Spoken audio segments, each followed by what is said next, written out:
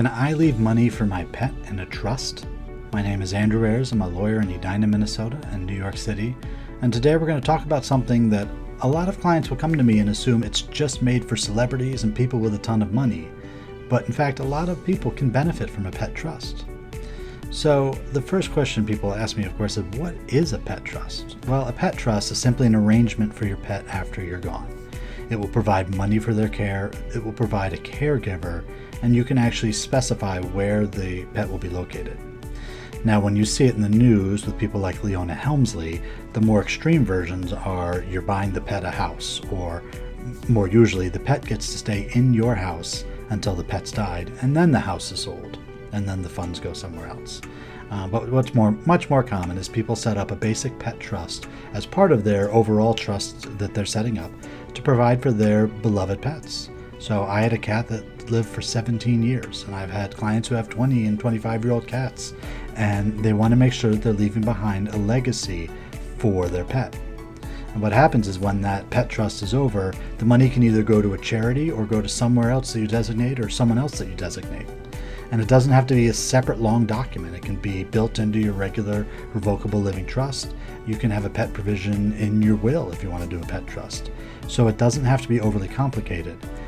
But as you know, with your pets, pets are like part of our family.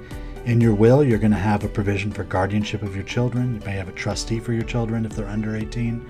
But why not for your pets? It doesn't have to be complicated, and you can really choose what happens in case something happens to you. Something you want to look into is, are there shelters near you? Are there no-kill shelters? Are there other shelters that appeal to your pet that you could actually have your pet go to after you're gone? I've had clients use shelters in other states where literally the pet would be flown from one city to another to live out their life in one of these shelters. Now, if you're going to use one of them, you need to know that they are going to charge you a fee. So many times, the shelter or the organization will require you to also leave a bequest in your documents that leaves a certain sum of money. If it's a cat and it's a dog, that money is there for their care. It's not as expensive. A bunny rabbit, a lizard. But when you get to bigger animals, especially like with horses, to leave them to a shelter or leave them to a place can be extremely expensive. You can be looking at $1 million or more because it takes a lot of money to care for a horse.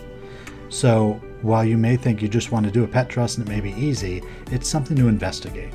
Look at how much is going to be involved. Look at what you would expect to spend on your pet. Look at your yearly expenses so you can figure out how much money you would want to leave behind for the caregiver for your pets. Now, even though anybody who's a pet lover probably wants a pet trust, the fact is it may not be for everybody. So that's why it's not something you want to just try to do it yourself. This is something where you want to work with a professional, work with your attorney, explain to them, you've had this dog for 5 years, you expect him to live for another 15.